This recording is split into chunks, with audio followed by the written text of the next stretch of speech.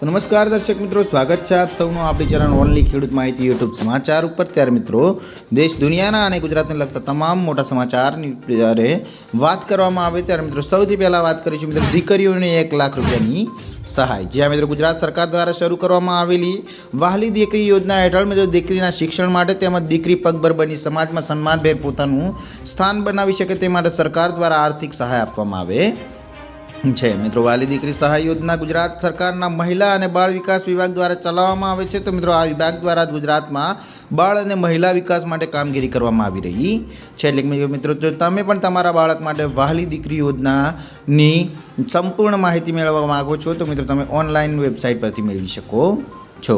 ત્યારબાદ મિત્રો અન્ય મોટા સમાચારની વાત કરવામાં આવે તો મિત્રો હવે સમાચાર આવી રહ્યા છે મિત્રો ગુજરાત બન્યું દેશનું સૌથી મોટું રાજ્ય। જ્યાં મિત્રો ગુજરાતને લઈને મિત્રો વાત કરવામાં આવે તો ગુજરાતમાં અત્યારે અનેક ઉદ્યોગો વિકસી રહ્યા છે। તો મિત્રો ગુજરાતના મોદીજી સમગ્ર વિશ્વમાં જ્યારે ગુજરાતના નામનો ડંકો વગાડી રહ્યા છે ત્યારે મિત્રો સમગ્ર ગુજરાતીઓ હાલમાં જ્યારે વિદેશમાં પણ ધંધા રોજગાર માટે જ્યારે તેમનું પ્રસિદ્ધ સ્થાન મેળવ્યું છે ત્યારે મિત્રો ગુજરાતમાં રહેવા માટે કેટલા રૂપિયાની જરૂર પડે છે તેને લઈને એક મિત્રો ચોંકાવનારો સર્વે સામે આવ્યો છે। મિત્રો વાત કરવામાં આવે તો સામાન્ય જીવન જીવી શકાય તેના માટે મિત્રો એક સર્વે કરવામાં આવ્યો હતો। તેમાં સાબિત એવું થયું છે કે જીવન ગુજરાન ખર્ચ મામલે ગુજરાત જે છે તે ભારતનું સૌથી મોંઘું રાજ્ય બન્યું છે। તો મિત્રો અહીં સામાન્ય જીવન જીવવા માટે દર મહિને આશરે 46,000 રૂપિયાની જરૂર પડે છે। મિત્રો વાત કરવામાં આવે તો જો જીવન ગુજરાન માટે સૌથી સસ્તા રાજ્યની વાત કરવામાં આવે તો મિત્રો હિમાચલ પ્રદેશ છે, જ્યારે મિત્રો સૌથી મોંઘા રાજ્યમાં ગુજરાતનું નામ અવ્વલે આવ્યું છે, જે ખૂબ જ મોટા અપડેટ મળી રહ્યા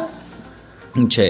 ત્યારબાદ મિત્રો અન્ય મોટા સમાચારની વાત કરવામાં આવે તો મિત્રો હવે સમાચાર આવી રહ્યા છે મિત્રો ઉત્તરાયણ માટે નવું જાહેરનામું પ્રસિદ્ધ। જી હા મિત્રો, જો તમે પણ ઉત્તરાયણમાં મનાવવા માગો છો અને અમદાવાદ શહેરમાં જો ઉત્તરાયણની મજા માણવા માગો છો તો તમારે મિત્રો સરકારની આ ગાઈડલાઇનનું પાલન કરવું અનિવાર્ય છે। જ્યાં મિત્રો અમદાવાદમાં ચાઇનીઝ દોરી તુક્કલ વેચવા અને ઉડાડવા પર પ્રતિબંધ લગાવવામાં આવ્યો છે। તો મિત્રો જો તમે ધાબા ઉપર થઈને લાઉડ સ્પીકર વગાડતા હશો અને કોઈ વ્યક્તિ સમાજ કે ધર્મની લાગણી દુભાય તેવા જો સોંગ વગાડતા હશો તો પણ તમારા પર મિત્રો જે છે કાર્યવાહી થઈ શકે છે। મિત્રો જ્યારે વાત કરવામાં આવે કોઈ વ્યક્તિ સમાજ કે ધર્મની લાગણી દુભાતા ઉશ્કેરણીજનક લખાણો લખીને પતંગ નહીં ચડાવી શકે તો મિત્રો આ ઉપરાંત કપાયેલા પતંગો જાહેર માર્ગો પર પકડવા માટે દોડતા લોકોની વિરુદ્ધ પણ શિક્ષાત્મક કાર્યવાહી થઈ શકે છે।